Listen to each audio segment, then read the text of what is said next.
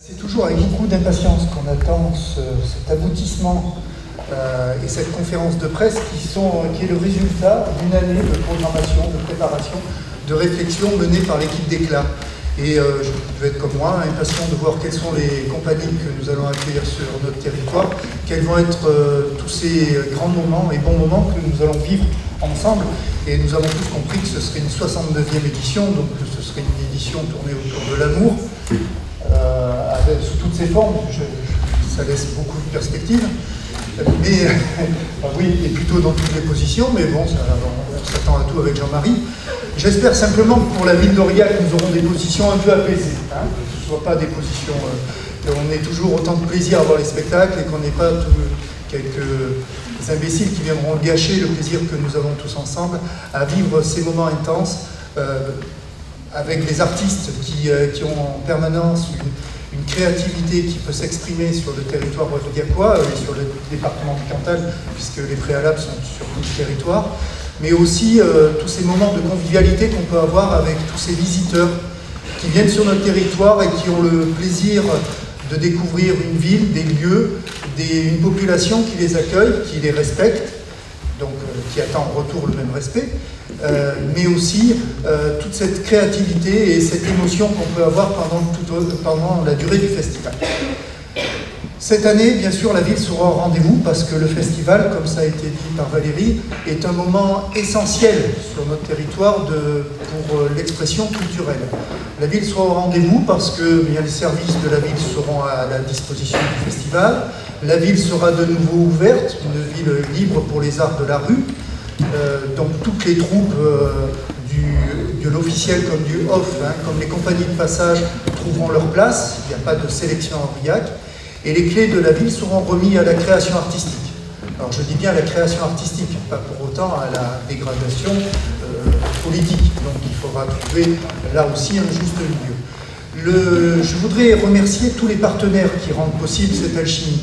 C'est vrai qu'il y a le conseil départemental, la région, la CABA, l'État, qui sont des financeurs très importants, les partenaires privés aussi qui s'engagent sur notre territoire. Et c'est essentiel parce que je crois que pour tous ces visiteurs, il est important que nous disions que c'est tout un territoire qui s'exprime. Et dans ce moment de création artistique, eh bien, c'est une volonté que nous menons tous de front pour que ce festival, 69e édition, soit une réussite comme ont été les précédentes et que chacun puisse partir avec des émotions et des images qui restent gravées dans nos vies et qui illuminent notre quotidien. Donc merci à l'équipe du festival, merci à Jean-Marie, merci à son président aussi, Philippe Meyer, qui n'est pas là, mais qui est là en tout cas par la pensée et par le cœur. Donc c'est important qu'on soit tous ensemble et qu'on exprime cette volonté que nous avons commune de privilégier la création artistique sur notre territoire et qu'on montre que le Cantal, que la ville, que notre territoire donc est un lieu de création et qu'on n'est pas des quémandeurs, mais bien un territoire qui s'exprime et qui accueille toute la créativité des artistes des arts de la rue avec respect et un profond sentiment de respect, mais aussi de participation collégiale à ce que cette expression artistique puisse se réaliser sur notre territoire. Donc merci à l'équipe du festival et merci à tous nos partenaires. Bonne édition 69.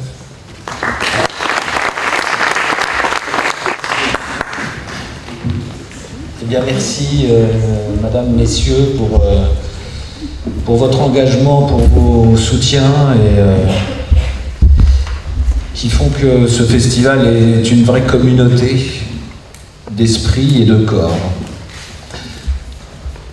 Vous allez découvrir dans les pages que l'on vient de vous fournir la programmation de ce festival, la programmation officielle. Je tiens à vous rappeler aussi qu'il y a, comme Valérie nous l'a rappelé, un rendez-vous des compagnies de passage. Donc il y a bien 17 compagnies en officiel, mais aujourd'hui nous sommes déjà dans des inscriptions assez impressionnantes de compagnies de passage. On est aux alentours de 540 compagnies définitivement inscrites, ce qui ne veut pas dire que ça s'arrêtera là. J'en parle parce que c'est significatif que malgré la situation dont parlait Jacques Mézard, Pierre Matonnier, qui est la situation que l'on connaît au niveau national, international, et qui donc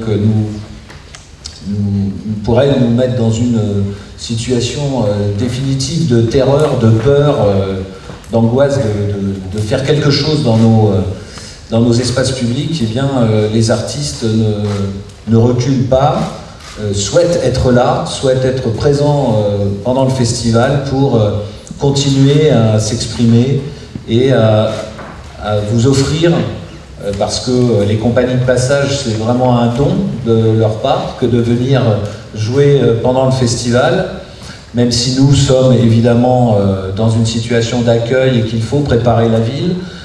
C'est pas rien d'accueillir 550, 600 compagnies de passage, c'est plusieurs milliers d'artistes, c'est pas rien que d'accueillir entre 10 et 20 000 campeurs dans le Cantal, et la moitié sur le territoire d'Aurillac. C'est pas rien non plus de vous accueillir, vous particulièrement, ceux qui vivent ici, qui habitent Aurillac, le Cantal et l'Auvergne, et un peu plus autour, puisqu'il y a une attractivité quand même assez importante du festival. Le festival reste un rendez-vous très populaire auprès de la population du Cantal et de la nouvelle grande région Auvergne-Rhône-Alpes, ainsi que des régions qui entourent celle-ci. Voilà, c'est pas rien que de continuer à s'engager artistiquement et politiquement dans cette aventure, et merci aussi à tous nos partenaires privés. Je tiens à signaler notre partenaire important qui est le Crédit Agricole, qui est là avec nous depuis un bout de temps et qui ne fléchit pas. Merci, et Christine Morel, merci d'être présente ici pour cette conférence de presse. Voilà, alors comme Jacques Mézard l'avait remarqué, nous avons une édition qui est sous le signe, on va dire, de la mode. Alors c'est un peu la mode, le costume, l'habillement, le déshabillement, et donc évidemment, c'est pas tout à fait une révélation, hein, mais le théâtre, la danse, la musique, l'art contemporain, aussi l'expression de la performance, en passe par la mise en jeu du corps, et cette mise en jeu du corps, elle est habillée, elle est déshabillée, elle est chorégraphiée, elle est théâtralisée. Alors, j'avais cette envie-là, et il y a deux spectacles qui révèlent un petit peu cette chose de la mode, qui est la mode, c'est ce que finalement souvent les stylistes fabriquent en nous regardant, nous qui vivons dans l'espace public, qui vivons l'espace public, c'est plutôt là où ils vont chercher leur inspiration. Voilà, c'était une façon de me concentrer, moi, sur un domaine dans lequel nous n'avons jamais vraiment été fouillés. D'ailleurs, on n'a pas été jusqu'au bout. J'aurais bien aimé faire venir un grand styliste, mais c'était compliqué. Qui était dans la capacité d'éventuellement d'inventer un défilé de mode, mais nous avons une compagnie qui est très bien dans une compagnie qui est de notre secteur et qui vient de notre aventure, qui s'appelle Cirque Atomique. Et Cirque Atomique va nous présenter le plus grand défilé des petites coutures. Et ce qui est intéressant dans ce travail, c'est qu'en fait, ceux qui vont défiler, c'est vous. Alors vous, peut-être pas vous là, ici, présents, mais en tout cas peut-être qu'il y en aura quelques-uns qui s'y prêteront. Et Cirque Atomique a démarré depuis quelques temps déjà des ateliers de fabrication de costumes absolument étonnants, qui sont des costumes uniques, qui ne vont qu'à une seule personne, et qui sont souvent, la plupart du temps, fabriqués avec des matériaux de récupération, mais ce sont des vrais objets spectaculaires. Et Cirque Atomique a déjà œuvré quelquefois dans ce domaine-là. Donc ils ont un certain nombre de costumes en stock qu'ils ont fabriqués et qu'ils fabriquent à chaque fois avec des habitants. Donc ils en amènent un certain nombre et nous allons en fabriquer un certain nombre ici, à Aurillac, avec des éléments de récupération particuliers. Voilà, ce spectacle sera vraiment un spectacle de rue, un vrai grand défilé de mode installé dans l'espace public et où nous verrons principalement des Aurillacois présenter ces costumes très spectaculaires. Cirque Atomique est une compagnie qu'on a déjà accueillie plein de fois, qui sont en capacité d'invention liée à l'objet. Ils sont dans l'environnement particulier de toute la grande famille du théâtre de rue de Nantes. Donc, pas très loin de nos amis de Royal Deluxe. Et puis, il y aura, dans le même genre, parce que c'est assez précis et qu'il y a quelque chose lié au costume, la compagnie Ilotopie, qui viendra travailler sur ce qu'ils ont appelé la recette des corps perdus. Et là, c'est encore une fois un rapport au corps, un rapport à l'habillement, mais là, nous allons les manger. C'est-à-dire qu'ils vont se faire manger. Ce sont des costumes qui ont un beau parfum, une vision assez... Enfin, des volumes assez extraordinaires, et nous finirons par les manger et par leur retirer jusqu'à la substantifique moelle et les faire disparaître de leur corps. Voilà, c'est un défilé culinaire. Voilà, c'est une proposition entre le costume et on va dire le cocktail. Ça pourrait très bien se faire là, juste après la conférence de presse. Voilà, ça ce sont les deux spectacles particulièrement dédiés comme ça à cette orientation du costume. Et on va quand même découvrir par ailleurs d'autres spectacles, qu'il y a du travestissement, qu'il y a une tendance à la transsexualité, que ce soit avec la compagnie Bouche à Bouche, qui, avec ses tentatives de résistance, comme si la Marianne se mettait à devenir une résistante et à dire ce qu'elle a à dire, et que cette Marianne finalement était un homme. Donc il y a quelque chose d'assez troublant dans ce travail, et où il y a une transformation comme ça de l'actrice en acteur, et vice-versa. Nous aurons aussi la compagnie ODM, Ordinary Day Management Movement, qui en fait n'est autre que Didier Manuel, le fondateur de la compagnie marque Materia Prima, qu'on a vu quelques fois au festival, et Didier, dont le surnom est une sorte de surnom d'Indien, je l'ai noté tout à l'heure, comment s'appelle-t-il, j'aime bien son nom, il s'appelle... ah oui, Otomo, voilà. Aka Otomo. Pardon, je ne t'entendais pas. Et il va traverser plusieurs fois la ville. Une fois, alors, ce sont des performances, hein, c'est vraiment de l'art, la performance dans le sens art plastique du terme. La performance dans les arts plastiques, c'est la mise en scène et en jeu de la matière de son corps. Et donc là, Otomo va nous faire traverser des personnages comme un moudjahidine, un guerrier Maasai, un soldat chien et un boxeur. Voilà, et c'est personnage très très important de l'art, de la performance aujourd'hui, que Didier Manuel, qui maintient cette activité, qui est une activité quand même très spéciale dans le milieu de l'art contemporain. Et dans le même genre de spectacle, plus lié à la performance et à la danse, on accueillera Jod Prou, avec François Chéniaud particulièrement présent, signé par aussi son collaborateur Ben Goléa. François Chéniaud, vous l'avez vu l'an dernier déjà, dans un spectacle d'Anne James Chaton au théâtre. Et là, il va vous emmener dans un parking souterrain. Et c'est une conversation entre une moto de très grosse cylindrée, un clavecin et deux petits chiens. et lui, danseur, performeur. Donc, c'est intéressant parce que c'est la première fois que l'on donnera un spectacle dans un parking souterrain à Aurillac.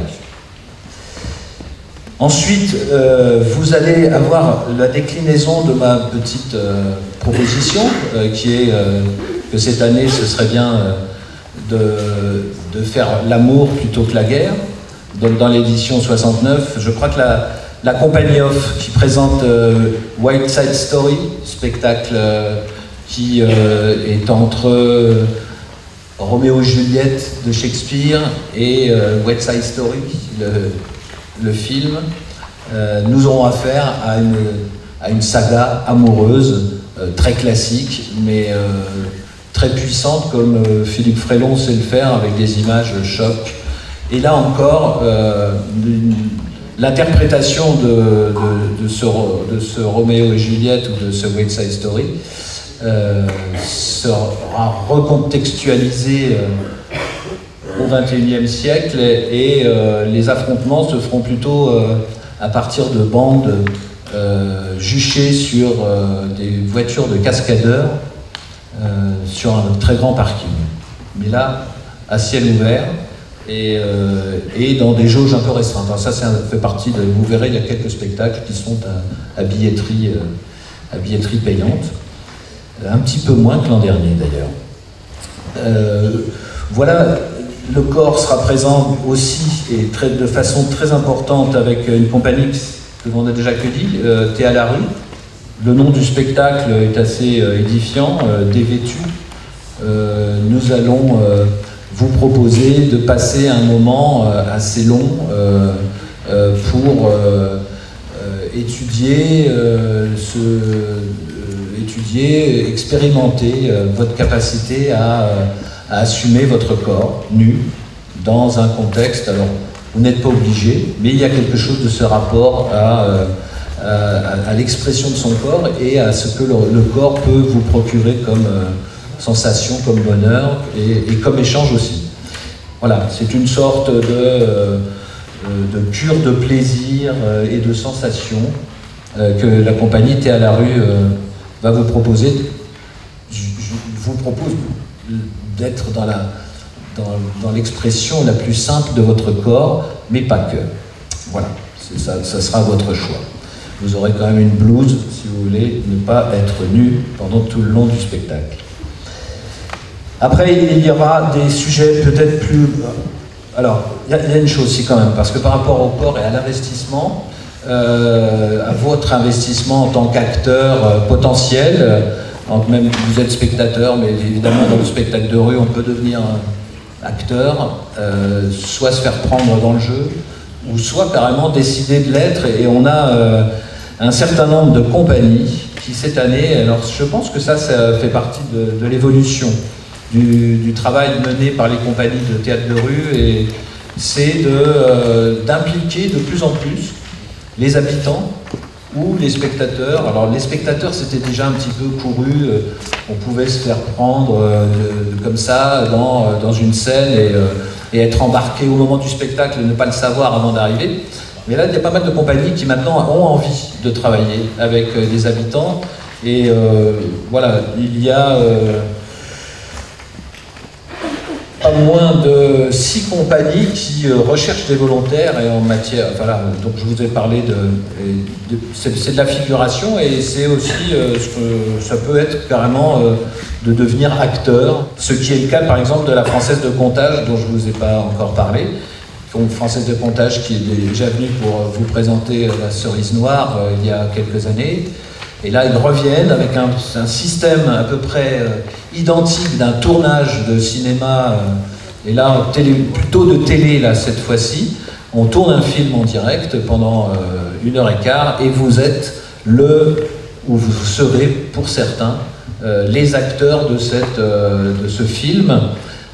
Voilà, donc il y a besoin de rencontres préalables à ce travail-là. Qui évidemment est fait d'humour, de décalage, c'est plutôt basé sur la série, entre guillemets, ce que tout le monde aujourd'hui regarde, et avec avec cette dextérité, parce qu'ils sont quand même, ce sont des gens qui viennent autant du théâtre de rue que du cinéma, et ils savent très bien faire leur... vous en avez vu d'ailleurs des extraits ici, puisqu'ils ont déjà présenté leur travail en partie. Il y aura aussi les arroseurs, dont je n'ai pas parlé. Les arroseurs, ça fait partie des compagnies que nous n'avons jamais accueillies en officiel, si mes souvenirs sont bons. Voilà, donc là il y a aussi une demande de participation. Le sujet est un petit peu plus rude, puisque les tondus, évidemment, quand on dit les tondus, tout de suite, pour ceux que, enfin, je pense pour tout le monde, on est tout de suite plongé dans l'après-guerre, les quelques minutes après-guerre, enfin en tout cas la dernière guerre mondiale. Ça parle évidemment de ces femmes qui ont été tondues pour des raisons que l'on connaît, soit de collaboration, mais principalement de relations sexuelles avec l'ennemi. Et donc c'est pas pour ça que l'édition cette année s'appelle 69, hein, je vous rassure. Vous ne serez pas tendu si vous faites l'amour au lieu de faire la guerre.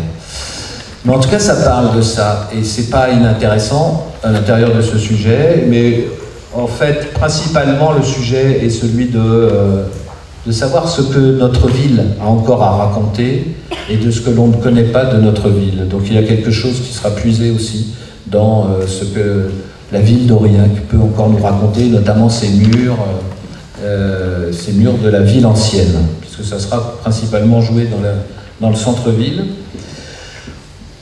Des compagnies dont Alixem, je vous en ai parlé, la compagnie Off, je vous en ai parlé, c'est un chœur chorégraphique, la compagnie Off, c'est pas très compliqué, mais ça demande un peu de travail quand même pour faire ces deux familles qui se rencontrent. Cirque Atomique, donc je vous en ai parlé. Alixem qui revient. Alixem, évidemment, bon, je ne sais pas si vous l'aviez vu la dernière fois qu'ils sont venus. Il y a aussi un grand risque de se retrouver face à des corps nus. Mais il y a, bon voilà, ils ont besoin de certaines personnes pour figurer dans leur spectacle. Là, on n'est plus dans un spectacle fixe. Le dernier spectacle était un spectacle fixe. On est plutôt dans une chasse à l'homme à travers la ville, et particulièrement dans des contextes que l'on connaît chez eux, qui sont un petit peu de la psychanalyse urbaine, de la psychanalyse familiale, un mélange comme ça, très joyeux et très un peu provoquant. Jeune équipe qu'il faut accompagner, parce qu'il nous faut de la relève, et Alix Monteil fait partie de la relève. Voilà, en tout cas pour ce côté des compagnies qui demandent des participants, et allez-y, parce que c'est plutôt épanouissant que de travailler. Je n'ai pas parlé du Teatro del Silencio, mais le Teatro del Silencio, là, va nous emmener dans l'univers de Beckett et de cet auteur chilien qui a... Alors, comment il s'appelle cet auteur chilien? Voilà, c'est ça, et qui a écrit sur Beckett, qui...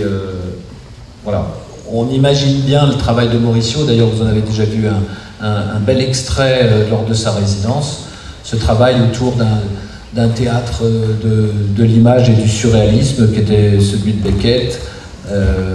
Voilà, il a besoin d'un chœur, quelque chose d'assez puissant en général, expérience passionnante que de travailler avec Mauricio Celedon. Voilà, je n'ai pas causé de Bot, spectacle très musical. Alors, pour ceux qui ont un peu l'histoire du festival dans la tête, Bot, il y a un membre de Bot qui vient de cette équipe un peu mythique. Voilà, Drogtop, voilà, des Hollandais qui sont venus quelques fois, il y a une vingtaine d'années, qui avaient fait un travail remarquable de scénographie et de musique. Et là, ils reviennent en partie. Donc c'est un concert à partir d'objets absolument incroyables. Voilà, c'est un spectacle qui sera joué au théâtre. Voilà, de qui n'ai-je pas parlé? Pudding Théâtre, là on sera dans la pure actualité. Pudding a traversé l'Europe pendant tout l'hiver dans des recherches de rencontres d'émigrés, de réfugiés. Il a été voir comment ça se passait dans les Balkans 20 ans après. Voilà, ils reviennent avec une action urbaine liée à cette notion de la séparation des peuples, de la séparation des familles, des territoires, et quelque chose d'assez vif et fort, je pense. Garnews avec Je m'appelle. Alors, Garnews avait monté le soliloque du pauvre dans son dernier spectacle. On ne l'avait pas accueilli, mais il l'avait joué dans les rues d'Aurillac. Ce personnage qui parlait avec une langue du 19e siècle, et quand on finissait par attraper bien ce qu'il disait, on avait l'impression vraiment qu'il parlait d'aujourd'hui. Et là, il réitère cette action de ruse, tout seul, personnage très fort en langue, qui sait très bien envoyer du texte. Et là, c'est un texte de Corman, d'Enzo Corman, auteur lyonnais d'ailleurs, je crois, qui, là, nous emmène avec Je m'appelle sur, encore une fois, un sujet d'actualité, c'est-à-dire c'est le démantèlement industriel, c'est le désarroi des ouvriers face à la perte de leur travail. Et on en a entendu pas mal parler ces temps-ci. On en a encore entendu parler ce matin. Certains cassent leurs machines tellement ils sont devant le désarroi. Et ce spectacle parle de ça de manière très très simple, et c'est plutôt dans la mise en scène de Garnews une tentative de réinventer son autonomie. Donc ça aussi, c'est pas inintéressant, tout le monde cherche ça, son autonomie économique, sa force de survie à travers tout ce chaos. Voilà, théâtre Titanic, les Allemands. Donc là, on aura une forme un peu monumentale qui va nous emmener chez Alice, au pays des merveilles. Il nous en faut un peu, il faut un peu planer, un peu voilà, savoir si elle est toujours sur la route. En fait, c'est quand même pas non plus l'idylle totale, mais c'est de savoir si elle est toujours sur la route. Voilà, je pense qu'elle sera toujours sur la route. Et puis avec le théâtre groupe, dont je n'ai pas parlé encore, j'avais envie de parler de toutes les compagnies, parce que je pense que c'est important de parler d'artistique. On sait que le contexte est compliqué. Et là, avec le théâtre groupe, je crois qu'on va se sortir totalement du contexte un peu terrible de notre condition de société, sous pression de partout. Théâtre groupe, ils vont nous mettre devant la ligne de départ d'un Grand Prix automobile. Vous savez, le truc qui est totalement inutile, mais qui nous fait quand même encore rêver, parce qu'on est tous des gamins, de savoir quelle est la voiture qui va arriver le premier. Voilà, donc cette édition reste une édition d'actualité, une édition avec des formes très variées. Nous avons fait attention aussi à bien utiliser la ville. Nous avons fait attention à rester un festival de théâtre de rue et à ce que la rue ne devienne pas le théâtre de mauvaises histoires. Donc nous serons présents avec des spectacles partout dans la rue, sur les places, dans les quartiers.